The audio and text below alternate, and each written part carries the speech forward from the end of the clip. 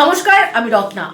নির্বাচন কমিশন যেভাবে মমতা বন্দ্যোপাধ্যায়ের সাজানো বাগানকে তছনছ করে দিল, তাতে মমতা বন্দ্যোপাধ্যায়ের এখন থোঁতা মুখ ভোঁতাতে পরিণত হয়েছে।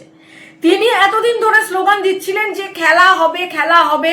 তিনি ফুটবল নাচিয়ে মানুষকে এটাকে বার্তা দিয়েছিলেন, ফুটবল ছুঁড়ে বার্তা দিয়েছিলেন, ভাঙা পায়ে ফুটবল নাচিয়ে নাচিয়ে তিনি বার্তা দিয়েছিলেন পশ্চিমবাংলার নির্বাচন একটা খেলা, সেখানে নির্বাচন নয় খেলা হবে।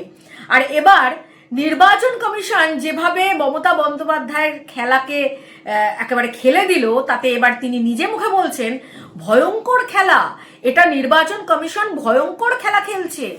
তিনি এবার বুঝতে পেরেছেন যে তার এই যে দুধ ভাত দিয়ে মাছ মাংস দিয়ে এতদিন ধরে পুষে রাখা যে সমস্ত পুলিশ আধিকারিকরা ছিল, তাদেরকে তিনি নিজের কাজে ব্যবহার করতেন এবং নির্বাচনের ক্ষেত্রে তাদেরকে তিনি ব্যবহার করতেন। সেই জায়গাতে এভাবে তাদেরকে যে বদলি করে দিল, এটা তিনি ভাবতেই পারেননি যে এইভাবে বদলি করে দেবে। তাহলে তো তিনি অন্যরকম কিছু প্ল্যান করতেন। একেবারে কোনো প্ল্যানই মমতা বন্দ্যোপাধ্যায় সাকসেস হতে দিচ্ছে না নির্বাচন কমিশন। আমরা হঠাৎ করে দেখেছি কিভাবে রাজ্যপালকে পরিবর্তন করে দেওয়া হয়েছে। তখন থেকেই কিন্তু মমতা বন্দ্যোপাধ্যায়ের শনি একেবারে ঘাড়ের ওপরে চেপে বসেছে এবং যেভাবে এই ভোটের দিন ঘোষণা হওয়ার পর থেকেই, পর মুহূর্ত থেকেই যেভাবে পর এক একটা মানে একেবারে শীর্ষ স্তরের আধিকারিকদের বদলি করা হচ্ছে, তাতে মমতা বন্দ্যোপাধ্যায়ের বিপদ যে অনেকটা বেড়ে গেছে সেটা পরিষ্কার বোঝা যাচ্ছে। ইতিমধ্যেই ভোট ঘোষণার কয়েক ঘন্টার মধ্যেই আমরা দেখেছি যে মুখ্য সচিব, স্বরাষ্ট্র সচিব এদেরকে সরিয়ে ফেলা হয়েছে, রাজ্য পুলিশের ডিজি, এডিজি আইন শৃঙ্খলা, কলকাতা পুলিশের কমিশনার এদেরকে অপসারণ করে দেওয়া হয়েছে, 24 জন পুলিশ কর্তাকে বিভিন্ন পদ থেকে সরিয়ে দেওয়া হয়েছে, বদলি করা হয়েছে 12 জন জেলা শাসক, কলকাতা পুরসভার কমিশনারকে কলকাতা দক্ষিণ এবং উত্তর জেলা নির্বাচনী আধিকারিকদের মধ্যে 10 জনকে ভিন রাজ্যে পর্যন্ত পাঠিয়ে দেওয়া হয়েছে। এবং সব থেকে বড় ব্যাপার, এই যে দুধেল গাইদের মমতা বন্দ্যোপাধ্যায়ের যে লালন পালন করছিলেন, সেই দুধেল গাইদের মধ্যে যে জেলা শাসকরা ছিলেন তাদের মধ্যে শ্যামা পারভিন, শিয়াদ এন, অরবিন্দ মিনা এবং আয়েশা রানী এদেরকে ভিন রাজ্যে তো পাঠিয়ে দিয়েছে। তার সঙ্গে পঞ্চায়েত সচিব পি উলাগানাথ একেও কিন্তু নির্বাচন কমিশন একেবারে ভিন রাজ্যে কাজের জন্য পাঠিয়ে দিয়েছে। অর্থাৎ তারা নির্বাচন কমিশন বুঝতেই পেরেছে যে মমতা বন্দ্যোপাধ্যায় তো প্রশাসন চালাতেন না, তিনি প্রশাসনের নামে সেখানে একটা দল চালাতেন। সেই প্রশাসন শুধুমাত্র তৃণমূল কংগ্রেসের হয়েই কাজ করত।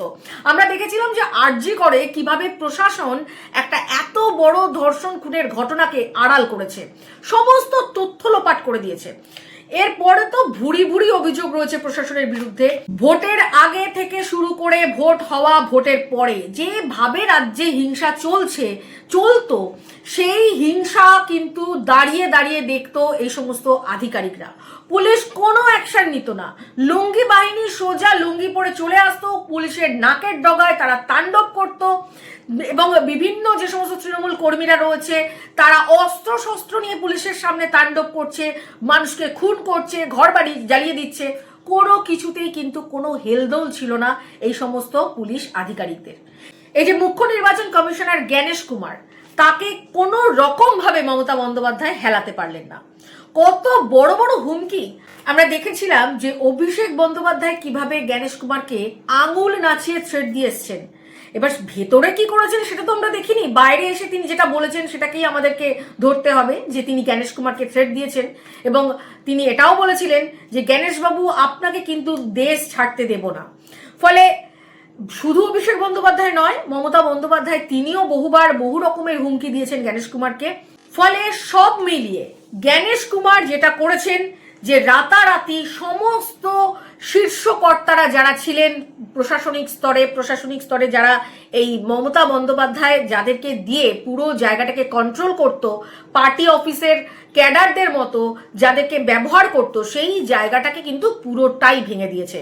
এবং কমিশন সূত্রে যেটা বারবার বলা হয়েছে যে এই যে তাদেরকে বদলি করা, বিভিন্ন রাজ্যে ভিন রাজ্যে পাঠিয়ে দেওয়া, এর মুখ্য কারণ সেটা হচ্ছে এসআইআর করার সময় বিভিন্ন কাজের দায়িত্ব দেওয়া হয়েছিল, বিভিন্ন নির্দেশ দেওয়া হয়েছিল, সেই কোনো নির্দেশ কিন্তু এরা ঠিকঠাকভাবে পালন করেনি এবং সব কিছুর ঊর্ধ্বে গিয়ে এরা শুধুমাত্র একটি রাজনৈতিক দল এবং একটি নেত্রীর কথা শুনেই ওঠা বসা করেছে। ফলে প্রচুর তাদের বিরুদ্ধে অভিযোগ রয়েছে এবং নির্বাচন কমিশনের একটাই উদ্দেশ্য যে এই পশ্চিমবাংলার 2026-এর নির্বাচনকে রক্তবিহীন নির্বাচন করা। অর্থাৎ ভোটের আগে যেভাবে রক্তপাত হয়, ভোটের সময় যেভাবে রক্তপাত হয় এবং ভোট পরবর্তী হিংসা যেভাবে সারা দেশকে নাড়া দেয়, সেই জায়গা থেকে পশ্চিমবাংলাকে একটা আলাদা রকম ভোটের আবহাওয়া, ভোটের পরিবেশ নির্বাচন কমিশন সেটা দেওয়ার চেষ্টা করছে এবং এই জায়গাতে আগামী দিন অবশ্যই আমরা আশা রাখবো সফল হবে। কারণ মমতা বন্দ্যোপাধ্যায়ের যারা দুধেল গাই, যাদেরকে দুধ, ভাত, মাছ, মাংস দিয়ে এতদিন পুষে এসেছিলেন, যে তারা ভোটের সময় লড়াই করে আবার মমতা বন্দ্যোপাধ্যায়কে হৈ হৈ করে জিতিয়ে দেবে, সেই জায়গায় কিন্তু একেবারে ছাই চাপা দিল নির্বাচন কমিশন।